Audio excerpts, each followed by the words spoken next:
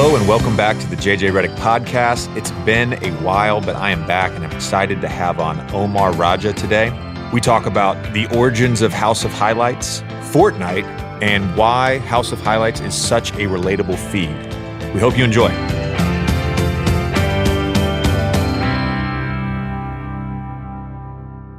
We have a fun show lined up for you today. My conversation with Omar Raja is coming up. But first, I apologize for the long break in between podcast episodes. I believe my last episode I put out was Brian Koppelman, which was recorded about 6 weeks ago.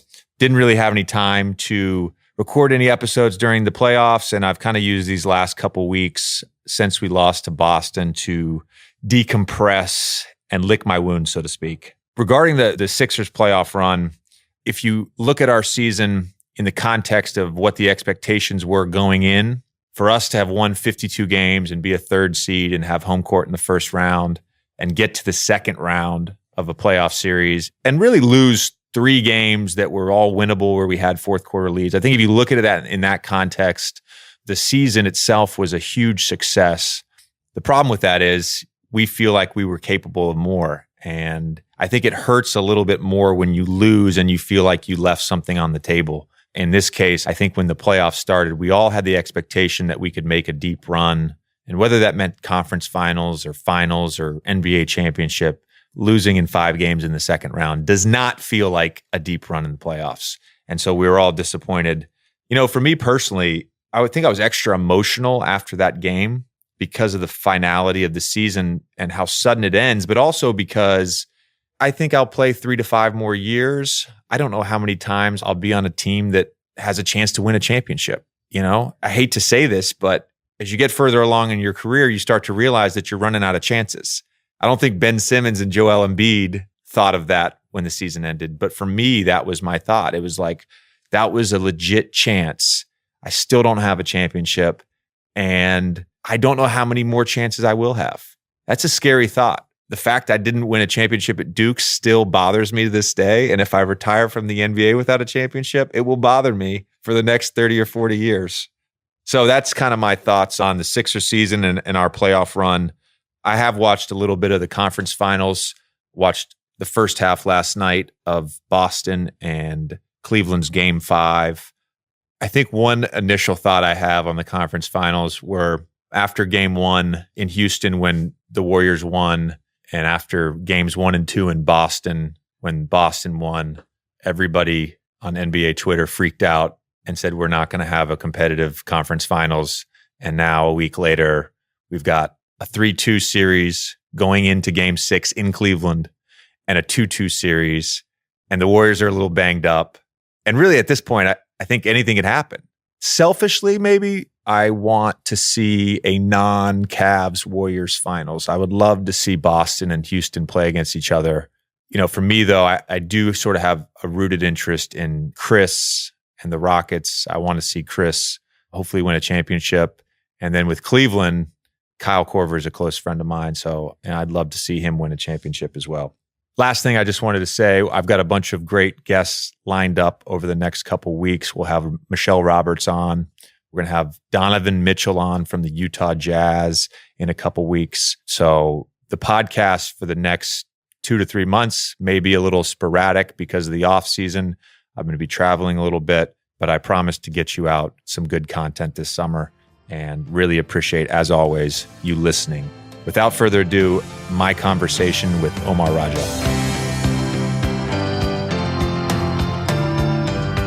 Omar, thanks for coming on the show, man. Thank you for all the kind words the past year and a half. Really appreciated it. You got it. I think I have posted a few comments in the House of Highlights comment section. I know that's like a thing. It's a community. I think where a lot of athletes post. Yeah, you got LeBron. Oh, that's consistently commenting. You've got people that when they get angry, like we've had D'Angelo Russell, who once was called for a technical foul while clapping on the bench, and then all of his friends, Kelly Oubre, Devin Booker, Karl Anthony Towns, they all went in the comment section, kind of defended their guy. So you often see celebrities and athletes kind of comment, and sometimes news gets made of it. Have you ever had? This was actually going to be a question for later on, but you kind of brought this up. Have you ever had an athlete or even an agent contact you and say, "Hey, can you take that down, or can you not post something?" Yeah, so there was once a montage. I won't say the player, and it wasn't the friendliest montage. And I had the PR person and an agent contact me offering money if I would remove the post. Actually, Wow. Yeah. Was this before or after you were with Bleacher Report? this was last summer, so I was Okay. with Bleacher Report. Okay. This was us. Yeah. You didn't even need the money. No, I didn't need the money. I didn't need the money. Did you take the post down? No, we kind of Okay. kept it up. Nice. I don't think I've ever let someone control whether or not I'm going to keep the post up. It would be silly. I agree. So take me through just a typical day. You guys are up to 9.1 million followers as of this morning. I would imagine your DMs are pretty crazy. Yeah, I would say you get 500 to 600 DMs a day, and it can be everything. It can be people just sending their selfies, which is incredibly random, and then you have people doing stuff in their backyard and at their high school, and then you also have people sending like, "Hey, Al Horford just flinched on this like half court shot that Tristan Thompson shot." So it takes just a couple hours to go through those, and then you kind of do the math, and if it's been 500 a day for about a year, you've gotten like over 150,000 submissions a year. So it's just kind of crazy at this point. So your day is spent reviewing these DMs and reviewing these clips. The first couple hours are. And I think Okay. the craziest part has been like the players that kind of send DMs and they want their own videos posted. Stop it. Swear to God, you have one of your former teammates has sent some DMs. Jamal Crawford. I No, know that. no, no, he it's is not Jamal. He's not. He is not. He is not. It's somebody else. Okay. And he was very like passionate about trying to get a post on. I mean, can think of one other guy. Dwight Howard? No. God. I just threw No, two guys no, under okay, the but bus. I don't All think right. you had your two shots, but this person was writing paragraphs and he was just adamant about finding a way to get his highlights on the page. He's like, I'm crossing people every day. I'm getting bodies every day. You don't post it once. And, I kind of just went with it and the videos never got posted, but at least he tried. I don't think my game is suited for House of Highlights. I would require, well, first of all, Yeah. we'll get to one post from this year, Yeah. but I think the only like positive post I've ever had was, I think you posted when I hit my buzzer beater against Portland a few years ago. No, you also had another one. You had this one, you had the Pacers. So you had two clutch shot against the Pacers. It was like one that was off balance and then one, it was like a normal Right in front of three. their bench, Yeah. And then you had a cool celebration and stuff like that too. So those are moments that people can kind of relate to. And you were new to the team and everyone was really excited. So I think that one worked well. The other one from this season was when, You got dunked on? Jamal Murray Yeah. dunked on me. Yeah. So who posted that? I think I posted that one. You did? I think I posted that one. Because Drew. Because I assume you have a team now. Yeah, no, it's me and another guy that Okay. started at 2018. His name's Drew. He's actually a diehard Philly fan. Okay. So we kind of joke like any Philly highlight that's actually pro Philly, he's kind of posting it. Anything against Philly is just me. And it was awkward because I'm a diehard Heat fan, and then you guys had the series, and I'm like, I'll just post the Heat stuff, you just post the Sixers stuff, and we'll figure it out from there. Gotcha. Yeah. Gotcha. So I assume you watch the games. You're a diehard I watch every Heat- single okay. game. Yeah. When you're watching a game, are you actually able to enjoy the game? Or are you saying to yourself like, oh, maybe that's something I could post? Are you watching bench reactions? Are you watching like what are you watching? Exactly. So I'm watching bench reactions. Okay. I'm watching the ref. I'm watching fans. I'm not watching like everyone's gonna get the Russell Westbrook dunk. I have to figure out what's gonna be like the one thing that sticks out, whether it's a funny reaction, whether it's a fan reacting a certain way, whether it's a ref finally reacting to something. So the first time I've actually caught myself enjoying a game, and it was the last 2 minutes of Game 4, Rockets Warriors, where I said, listen, I'm just gonna like watch this game because I want to know what happens. That was the first time this entire year where I was like, I'm just gonna watch this and watch. And then right after the game, I just rewatched the last 2 minutes and kind of figured out what I wanted. I want to go back first. So with 9.1 million followers on Mhm. Instagram, I would assume there's a large portion of those that sort of know the backstory behind House of Highlights. And a simple Google search will kind of reveal that. But for the person that doesn't know that, take us back to 2014 and sort of the genesis behind House of Highlights. Yeah, so I'm a diehard Heat fan, still am, and LeBron leaves the Heat, and immediately I was like heartbroken. Like I remember exactly where I was. I remember I was supposed to meet my dad at like 1:00 that day, and I said, Dad, like LeBron just left the Heat 30 minutes ago. Like I'll see you later tonight. Like this is not happening. And then kind of going through those next couple weeks, I was kind of a mess where I was like, I can't believe he's gone. And then what you do during those next couple weeks, you're trying to talk about like those certain video clips with friends, whether it was LeBron yelling at Mario Chalmers, whether it was D Wade and LeBron having a cool, funny moment. And you're kind of like, you go to YouTube and you're putting in these specific moments and you can't find them and you can't share them with your friends. So you're like, why isn't anybody doing this? Because this is stuff that me and my friends are talking about in our iMessage group chat. So looked around for a little bit. I think after 3 weeks, I was like, I'm just going to do this myself. Didn't really think much of it. I thought, at best you're at 100,000 followers, 200,000 followers, and now you're at like 9.1 million followers. So when you started, you actually thought like, I'm going to eventually have 100,000 followers on I this was account? confident. I was very confident that I actually would actually. Like I remember, so I lived in Miami, but then once August started, I went back to Orlando and I was pitching my friends. It's like, I've just got back and I was like, I'll get on the Explore page. And when I get on the Explore page, more people will see it and they'll follow. And I remember one guy's like, you think it's going to be that easy? And he just started laughing at me. But it ended up happening exactly kind of how I pitched it, right? Like you just kind of make sure you post good content only. You don't spam the feed and you try to be as authentic as possible. And it kind of worked out. So prior to Bleacher Report acquiring the feed, were you able to post NBA highlights? I did. Okay. I mean, it's sketchy, right? Because Adam Silver, and even to this day, he made the comment recently where he's like, we view highlights as marketing. Yeah. So I kind of went with that approach. Like, I'm not going to put anything negative about the NBA. I'll kind of just post the stuff that kind of markets the league and makes it look good. So I never heard back from the NBA in a negative way, or they never sent a cease and desist or anything like that. Everything seemed good on my end. Brings up an interesting point, and I actually didn't have notes on this, but it's something that I think about a lot of times is the social media presence for the NBA is different than really any other sport. And I think there's a bunch of reasons behind that. It's interesting to me to watch the things our players are able to sort of get away with versus other leagues. Yeah. One being the dress code. Yeah. We still have an enforceable dress code. Yeah. And we have guys showing up to games with photographer vests. Yeah. You know what I mean? Yeah. Guys wear suits on the bench with no shirt on. It's insane. It's insane. And I think what's crazy is like the league sees it. They become social media of like phenomenons when Russell Westbrook does that. And everyone's just cool with it, I guess. But I thought everyone still has to wear like a suit. Like, what's the dress code on this stuff? So if you're on the bench, you have to wear a blazer. Okay. But it used to be like when I first got in the league, like this was strict and they would fine you. So you used to have to wear like a blazer, a collared shirt, trousers, or dress jeans and dress shoes. Now you can get away with a blazer, a t-shirt, possibly a graphic tee, ripped jeans, and let's say some common projects, some sneakers, right? And that's totally fine. Yeah. Like they don't say anything. And coming to games, you used to have to be able to like a collared shirt, dress jeans, and let's say white sort of sneakers like Common Projects or Converse. That was sort of like the basic, like you had to have that. And now guys come in sweats. Do whatever. They literally do whatever. When did you kind of notice that change the past couple of years? I think with Instagram. Yeah. Honestly. Now there's feeds just dedicated to what guys wear. Well, I just started following Upscale Hype. I know about that page. There's one League Fits as well. You just check them out and like it's just about what pregame wear. It's crazy. So I read something somewhere that I think you said this, and correct me if I'm wrong, but that Westbrook gets sort of the most response and engagement. Any Westbrook related posts get the most response. It changes every year. It changes. So when I first started 2014, 2015, it was kind of the Steph Curry emergence. Yeah. So those next 2 years, anything Steph Curry just popped off.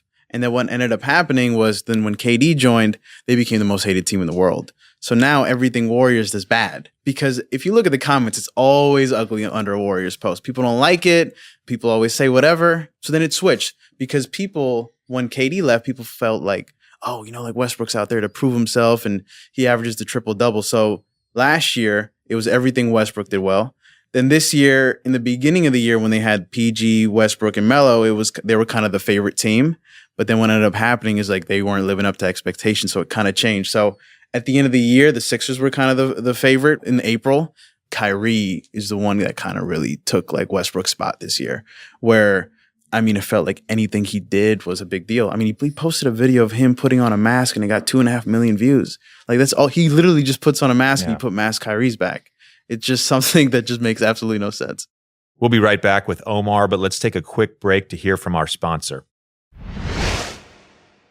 Today's JJ Redick podcast is brought to you by Belvedere. Produced in one of the world's longest running distilleries, Belvedere Vodka is the world's finest all-natural vodka. Crafted by a collective of master distillers, Belvedere is made with non-GMO Polish rye, pure water, and no additives. Recognized for quality, Belvedere was named the ISC World Vodka Producer of the Year in 2015, 2016, and 2017. Belvedere's unmatched quality reminds me of one of the greatest teams in the history of the NBA, the 1982-83 Philadelphia 76ers, featuring legends of the game like Dr. J, Moses Malone, Mo Cheeks, just to name a few. The 76ers won the championship that year in absolutely dominating fashion, eviscerating their opponents in each of the 3 rounds, only losing one game and coming dangerously close to making the great Moses Malone famous. Faux prediction come true. Over the course of their storied history, the 76ers have always played a brand of basketball of unparalleled quality, just like Belvedere Vodka. So enjoy a delicious cocktail with Belvedere Vodka today. Remember to always drink responsibly and trust the process. And now back to the show. So I know you guys don't have a Twitter feed. I'm going to ask you about why that is later, but it's interesting to me the influence that you have. So Kyrie is a great example of that, right? So I remember at the beginning of the year, you were posting a lot of Kyrie related content. You do a dribbling montage, against the Lakers or whatever it was. Yeah. And on the other site, on Twitter, which is where I get my news from, I'm on my feed and I'm seeing all these NBA related posts about Kyrie. And because of your posts on Twitter, there was this narrative that Kyrie was having this unbelievable season. Yeah. And then the stats gurus were like, compare the two, he's actually having a worse season. Year. Or the same. It was like the same. It was like the same. It was like a little different, right? A little different, right? But essentially the same year as he had the previous year with LeBron. Yeah. I mean, that one's interesting. I also think was like also interesting about that, and you're completely right on that, is like when people make the connections of, do you remember when LeBron posted the Arthur meme? Yeah. So before he posted that, he liked 2 House of Highlights videos where Kyrie was crossing people against the Hawks. And he likes those 2 posts. I think he might have even commented and people screenshotted that. And that was on Twitter. And then 10 minutes later, he just posts the Arthur meme where he's angry.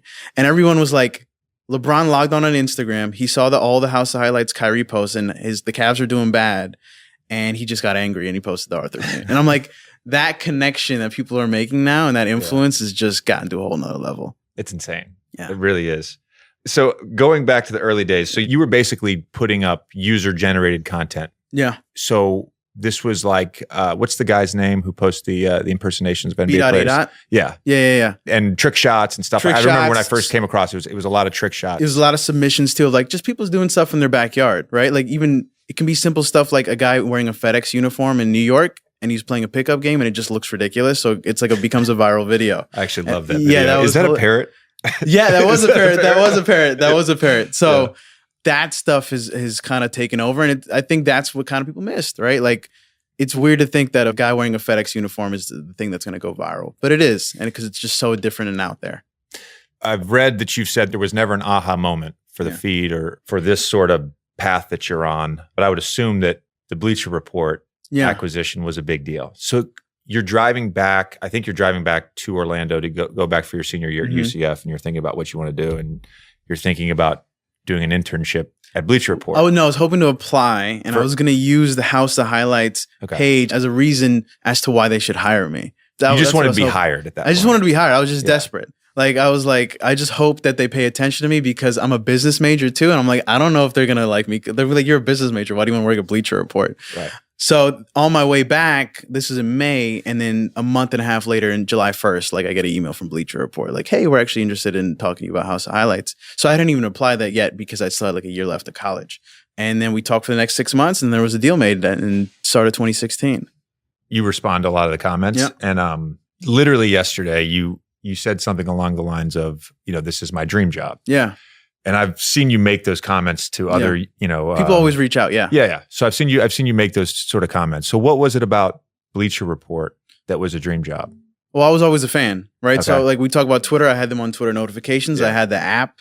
I think, listen, you kind of always want to work in sports. Cause like when I grew up and when I started, like my dad he came to this country and, he kind of put in his time and he always said to me like, hey, I came here and I want you to kind of just do what you love.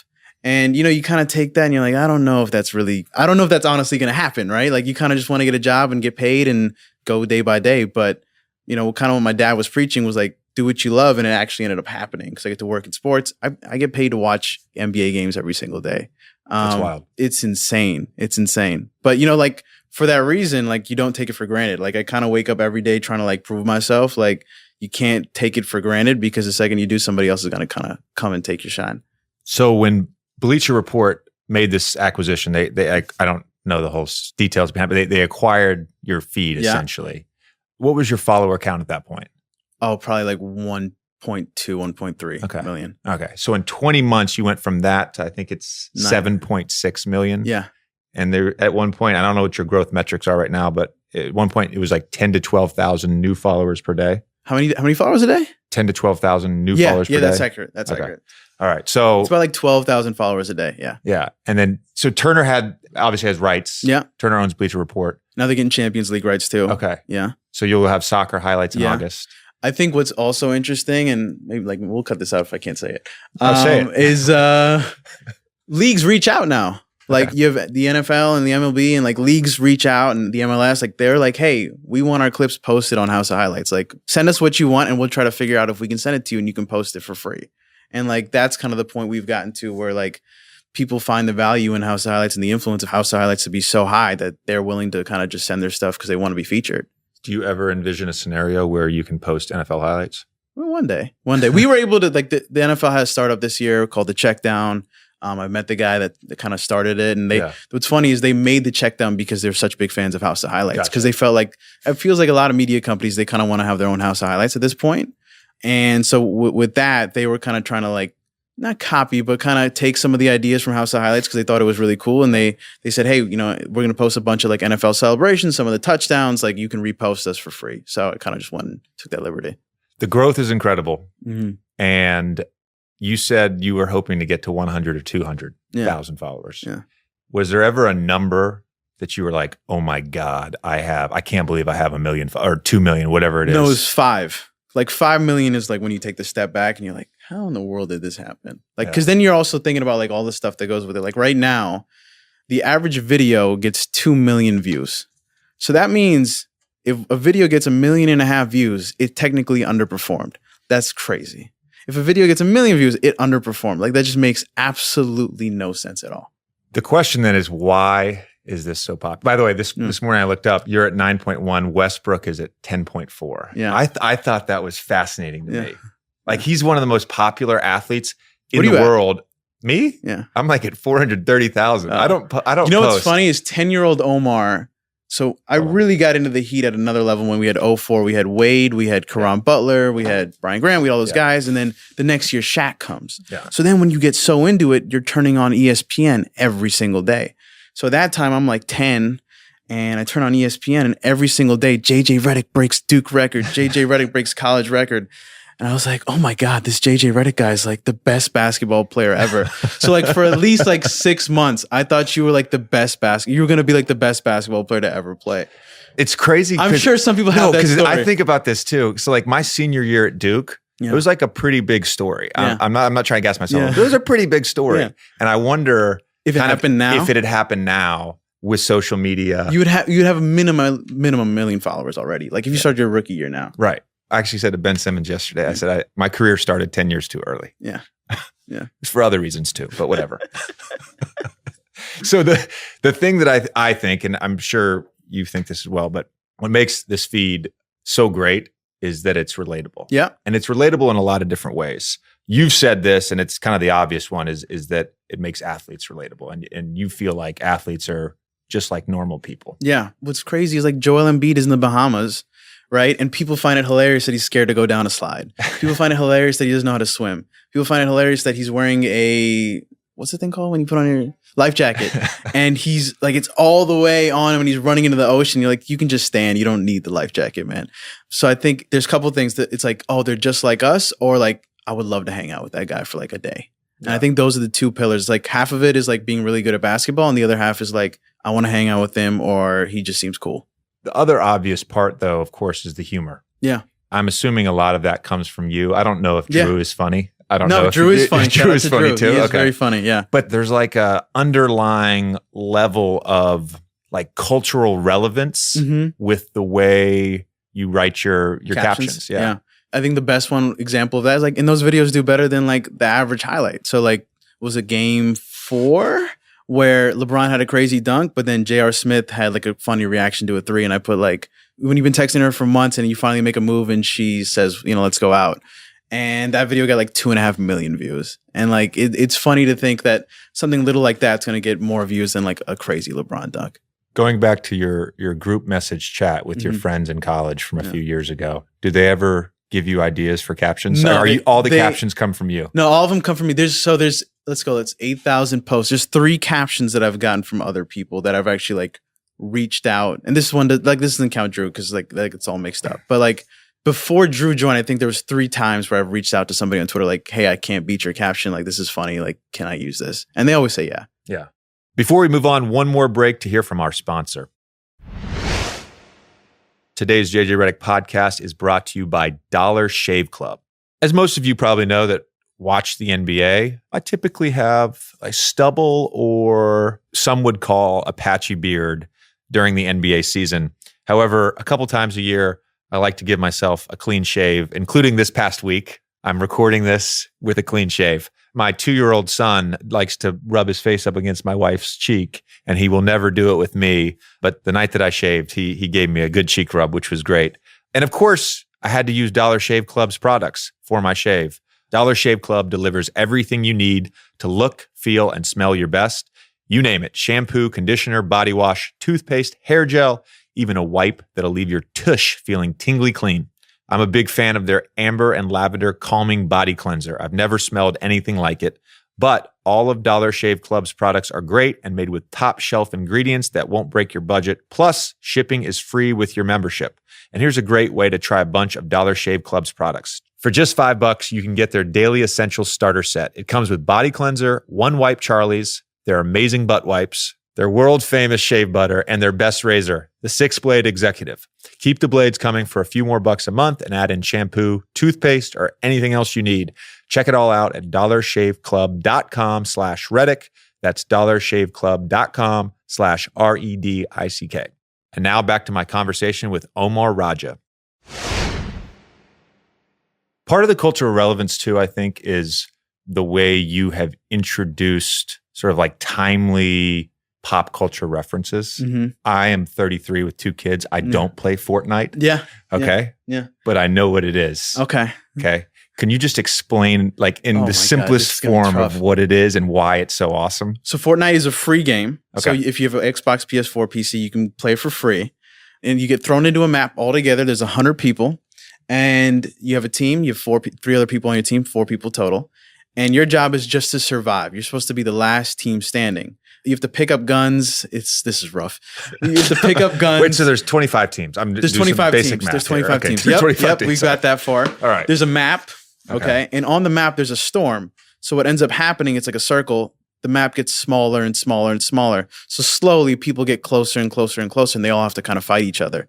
So they kind of add different stuff, different guns, different, like it's something like a jetpack, and you can build and you do all this stuff. And kind of the last team standing wins. And the thing is, like, I suck at it. So like I've played for 5 months, 6 months, and I've had like 25 wins. And I've played a lot. So like it's hard to How win many that L's? Game. A lot. No, like hundreds? Hundreds. Yeah. Hundreds. Thousands maybe. Oh, there's like, listen, you go, like we'll win 4-5 times a week. I've probably lose 100 times a week. So I'm 4-100 every week.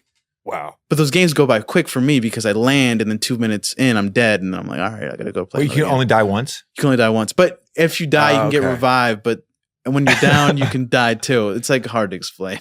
Okay. We can make a video of you playing Fortnite after this, and maybe it'll be on House Highlights because it'll be just amazing. I think it'd be hilarious. Yeah. I have to be honest with you. So my wife moved in with me about 6 months after we got engaged. This was like December 2009. And I had an Xbox and I played Call of Duty. I had, Halo, of course, and played that growing up. But I have not played a second of video games since my wife moved in with me. I mean, you're going to start playing when your kids get older. She bought me an Xbox when we moved to Austin. I think it was like our first Christmas there was like 2013. She bought me an Xbox and she was like, play it. You play it in your theater room, just enjoy it. Yeah. And I never even inserted a game. I never played it, not once. So it was weird. Like I was a huge gamer in high school. Same thing like Call of Duty. Yeah. And then college kind of came, and then the House of Highlights thing kind of got started, and like just didn't have time for it. And I think Fortnite is actually like the first game that I've played religiously in like 6 years. I don't want to be a hater, but like, That's fair. are the graphics considered top notch? No, it's bad. I don't think because when I see I don't the think clips, it's meant to be. It's bad. Okay, it's it's bad. supposed to be Yeah. bad. It's supposed to be Okay. bad. It's supposed to be bad. it doesn't look like it's like very fluid gameplay. No, it's like it looks weird. Like I actually make that comment to my friends all the time. They're like, "You don't get it, man. It's not about the graphics. It's about the gameplay." I'm like, dude, I don't care. But I think moments when like Drake plays and stuff like that really kind of just. I feel like GoldenEye for Nintendo 64 had better graphics. I'm going to be honest with you. I don't know about that, but I remember playing that game when I Similar. was like 5. Yeah, it was Similar. similar. It was similar. It's like the But people you who really made enjoyed that Fortnite game, decided, right? hey, we're only going to use 64 bits to make this. I could see that. I could see that. So the other reason I think this feed and this story is relatable hmm is this concept in our generation. Well, I'll throw myself in your generation, but in this sort of social media generation of building something hmm and having someone else sort of buy it Yeah. and having this really large following and figuring out a way to monetize that. Yeah. In a way, that's probably why 90% of people are on social media. Yeah. It's underlying. It's there. Yeah. I mean, in a way, like maybe that's why I have social media Yeah. accounts. I mean, I'm trying to sell a podcast here. Yeah. Yeah. And I think I really believe like people like I think that's one of the reasons that I relate to it, to be Yeah. honest with you. Is like Yeah. you've built this thing from scratch. Yeah. And it's just a phenomenal story. That's why I always answer those questions. Like you kind of always talk about like, yeah, Omar, like I saw you responded to a comment. Like, yeah, I'm really grateful for being here because I remember what it was like when I didn't have that. Like I was a college kid that was like kind of embarrassed to ask my dad for like money for my electricity bill. Right. And like that's kind of the moment where you're like, I got to figure something out. So what kind of happens is like you grind towards something and you kind of put all your eggs in one basket and you're kind of hoping it all works out. And luckily it did. So I think that's kind of the reason why I kind of always, if someone wants to reach out and they want to get advice, like I'm always kind of there for them. I like that you said that 3 weeks after trying to find these highlights, you just said, no, I'm just going to do it myself. Yeah. When you were growing up as a kid, Yeah. did you display was there any other things you did that were just like straight entrepreneurial? Yeah, I think, well, so my dad was an entrepreneur, so I kind Okay. of got a lot of that from him. First thing I did was like when YouTube started, I made YouTube videos. Like I was like 14 and I would buy stuff like cheap, like on eBay for like capture cards and like equipment like this. And it was like $20 and I'd just be saving up. You know, the first, what's funny, when did you get traded to the Bucks? 2013. I might have made a video about it. Seriously, Really? we need to What find. was your, I'm going to write this No, down. no. What was because your, I need to go through it. I'm going to find this.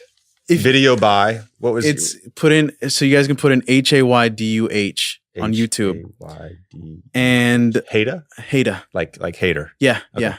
Listen, I was 14. Okay, so My This- email address when I was 14 was JJShuda3. that And I'm not sure to this day if I meant Shuda like shooter or shoot A3. gotcha. Yeah, gotcha. I'm not sure. Gotcha. So I feel you. That's funny. You know, it sucks because people are really gonna look this up now, and I'm just gonna be cringing. No, I want to watch But- this video, man. But I used to do it over like, because I didn't have NBA highlight rights, so I used to do it over like video game footage. So it'd be like me playing as JJ Redick on the Bucks, and I'd be like, you know, they got this shooter, he's gonna do stuff, and then he's gonna go to the Clippers later on, and those are always funny to look at now because you kind of realize like, oh wow, like now I'm doing a podcast with JJ Redick. That's kind of like one of those moments where you're like, I don't know what's going on here, but I need to make some money. I want to figure this thing out. So you'd make some of those YouTube videos and you kind of understand how YouTube works. So I think kind of the come up of YouTube and kind of the come up with Instagram were similar, where like brands started coming in. But I think what really stuck it on YouTube was like personalities. Same thing that's happening on Instagram right now. Like Instagram's just dominated by personalities, which And is you why guys- like the NBA is so big on Instagram too. Like every single athlete's a personality. And you guys recently started a YouTube page. channel. Yeah. Okay. And what, besides highlights, Mhm. I believe you guys you've talked about this a little bit, but you're eventually going to create some original content. Yeah. So like we've already started something called the Supreme Dream Show where we kind of talk about relatability and being funny. So like most people recognize him on the feed for making those LeBron James locker room videos where he's impersonating LeBron and keeps it real. We're going to do more of those where we're trying to do a sneaker show, an NBA 2K show, like stuff that people relate to and they kind of always wanted to see. And maybe they've seen it, but they haven't seen it done right. So we kind of want to go in there with original content and kind of make sure everything's done the right way. You said you were a business major, right? Yeah. how much influence or decision making do you have in regards to House of Highlights creating revenue in terms of advertising and what's cool, sponsorships and that sort of? It's cool. So what's cool about like Bleacher is that we kind of have like one team, 3-4 people that kind of decide. It's an invite only thing right now, and Bleacher Report's been very cool about that because they can kind of just open it up, and we could have ended up working with all these brands, but since it's invite only, we get to kind of choose like which brands we want to work with. So yeah, we have say. I definitely have a lot of say. Where do you think this goes? Like, what is the end goal for that? I don't know, and I know it's the most cliche thing ever. Yeah, but like 3 years ago, I would have been like, it's gonna get 9 million followers, 700 million video views in a month, 2 million video views on an average video.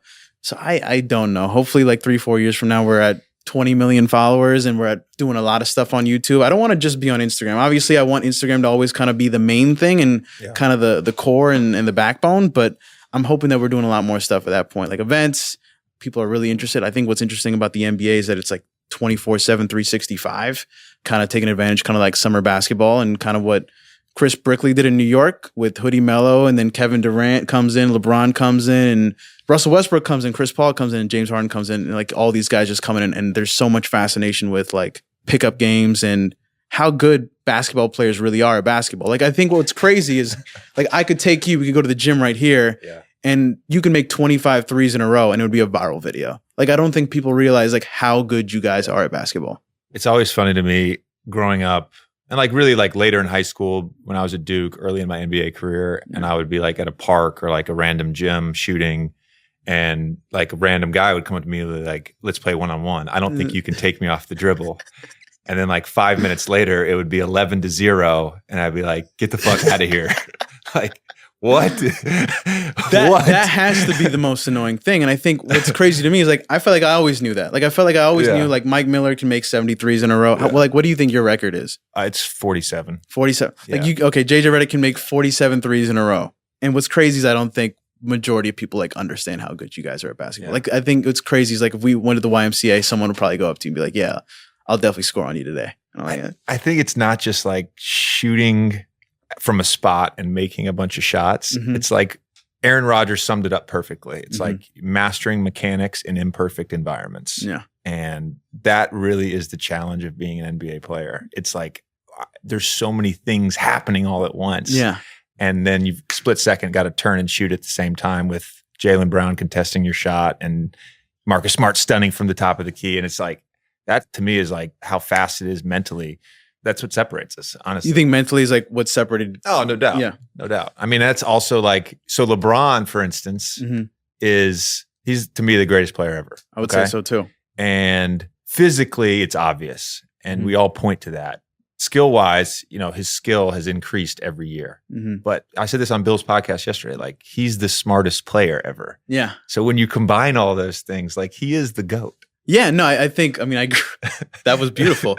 I mean, listen, I grew up on him. I didn't get to see Jordan, but I think for me, like, he's definitely the best player I've ever seen. And kind of the reason why this all started, so I feel like forever I kind of have to say LeBron's the GOAT, no matter if someone passes him in 10 Did you years. even root for the Heat before he signed there, though? Yeah, Be I did, honest. man. Yes, I did. Be Okay, honest. I did.